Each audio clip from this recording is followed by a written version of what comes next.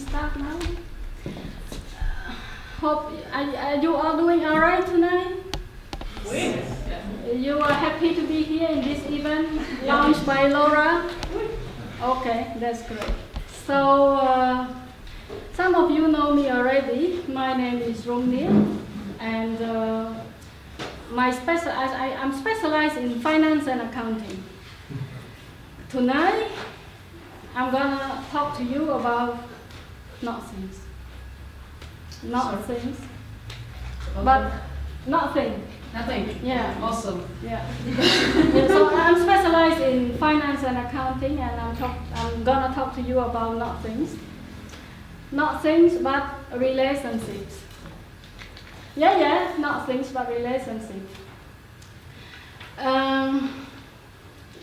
I've been traveling to many countries. I've been meeting nice people. I met my mentor in New York, and I've been studying intensively about the relationship. You know what? Like, people tend to spend a lot of time, a lot of money to study about investment, to study about software, taking Excel class. But not many people investing their time about the relationships. They tend to forget that the quality of our life depends largely on the quality of our relationships. That's what most people tend to forget. So actually there's many relationships. Relationships with your friends, your brother, sister, or whatever. But there are two most crucial. The first one is couple relationships, and the second one is relationship at work. Why? Because you spend most of the time with your couple, and you spend another most of the time at work. So relationship with your couple and relationship at work are the most important relationships. Tonight I'm going to talk to you about the first one. It's the couple relationships. So let me ask you the question. How many of you here are in relationship?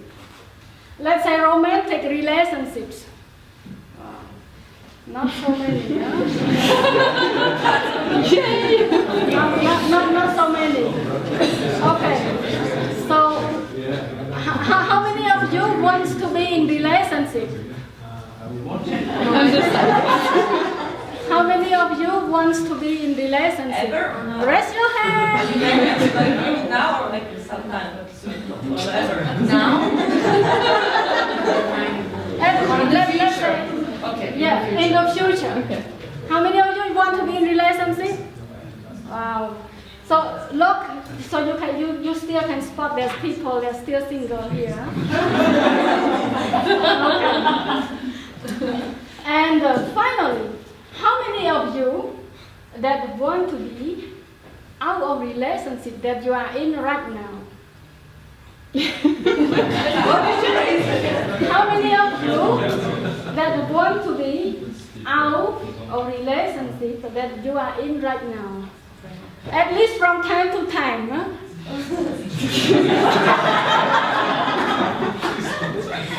So there's people that are in romantic relationship. I spot a few that are still single that could be the candidates. And there's people that want to be out of their relationship from time to time.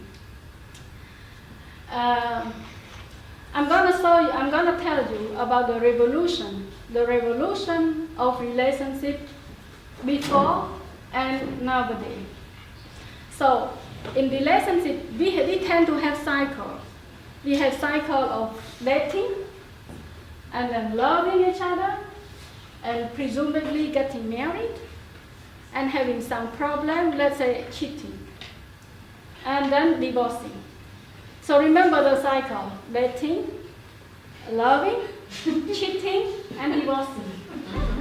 Marriage. Oh, so again, dating, loving, marriage, cheating, and divorce. So there are 5 steps. Help me to remember. cycle, there are 5 steps in this cycle. So let's say, before, when we were in the village, when you were living in the village, you feel so lonely because there were not so many people in the village, we agree. Then people move to the big city. For example, like Geneva, or moving to Tokyo, or whatever, which there's millions of people. But then we still feel very, very lonely. Why?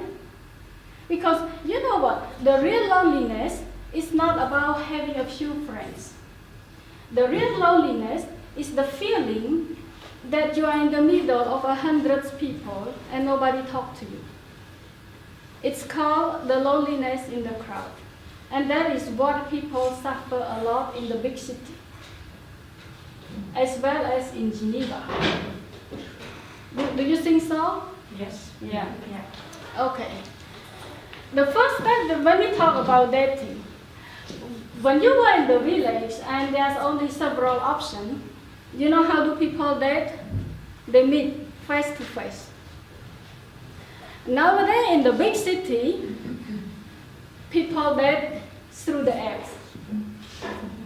People date through the apps. And when they meet each other face to face, they mock each other. They say, your face doesn't look like your photo. That is the revolution of relationship. And then we move to the second step, is about love. Before, people used to live together until death separate them. And nowadays, people live together until what? Love dies. You see the difference? You see the trends of revolution? And before, people used to get married and they had sex for the first time. And nowadays, people got married and they stopped having sex with others. Yeah. And before, monogamy, you know the word monogamy? Yeah. Before, monogamy used to be one person for your whole life. Nowadays, with the revolution of relationships, monogamy is one person at a time. And people have 10 relationships. They say that, in my life, I have 10 relationships, and I swear to you that I've been monogamous for all my relationships. Okay, so what is the step in the cycle? Married. Let's say when people love each other and then presumably, let's say they got married. Before, you got married and then you are stuck for the rest of your life. You got married and you get stuck for the rest of your life. And if you are not happy together and if your culture said that you cannot divorce, so what would you do? Nothing you can do. Probably you can wish for the early death. But there's nothing much you can do. Yeah. And nowadays, people stay married because they are happy. And people divorce because before people divorce because they are not happy. And now people divorce because they think that they can get happier. And when we are talking about cheating, in the generation of your parents, of our grandparents, there were not so many cheating in relationship. But now there's so many cheating in relationship. At the generation of our grandparents or our parents, how do we find that our partner cheat? We probably can find a little ticket in his pocket, or a little lipstick that left on his t-shirt or whatever. But nowadays, in the world of the 21st century, how do you find your partner cheating? On his phone.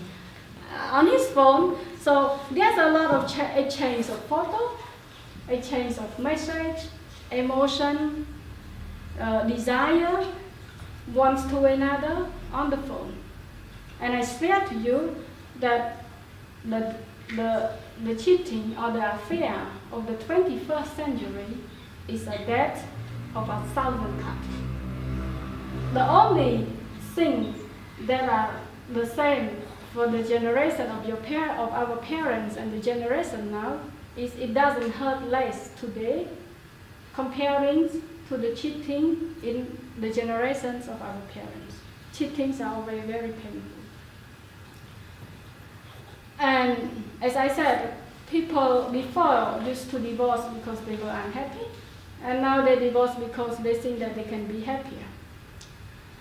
And before, if the divorce carry all the shame, today, if you decided to stay in the unhappy marriage and you deny to divorce while you can live, it's the new shame. Yeah. And before, people had sex because of obligation, because of the purpose of reproduction. And now people have sex because they want to do it, and they demand for the pleasure along with it. You agree? So it seems to be that you see the trends of revolution in the relationships. And then some people ask me, that, oh my God, it sounds like a disaster trend. It sounds like a disaster trend. Is there any hope for the good relationship in the 21st century? And how do we get it? So let's say, do you know what is the unhealthy relationship? You know what is unhealthy relationship? Well, fighting so much, disputing so much that you cannot find a solution and you finally break up or divorcing. That is unhealthy relationship. And what is healthy relationship? Any idea about healthy relationship? It's a relationship which has values and vision. Okay. And it's kind of tacit contract between two people who agrees about what they're sharing. Very good answer. So you see, people might have idea what is the relationship.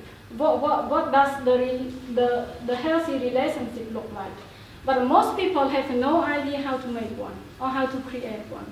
There is no Victoria's Secret or golden rules to make the healthy relationship, but I can give you 3 simple ways of making a healthy relationship. So the first one is insight.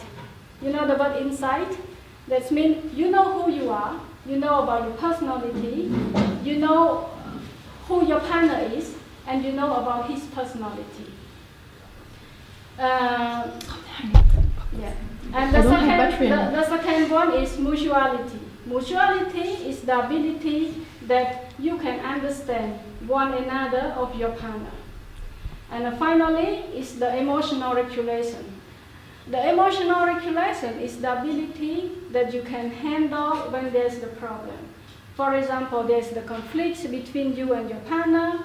With emotion regulation, you're going to tell yourself that, okay, relax, you can go for a walk and then you can come back for discuss together to have a healthy discussion. Or if you have a breakup, you tell yourself that it's not a healthy relationship. Let's finish it and move it forward and looking for another great relationship. So I'm telling you that insight, mutuality, and emotion regulation works for everything. Works for all your couple relationships, work for your work relationship, and also work for your social relationship. Thank you.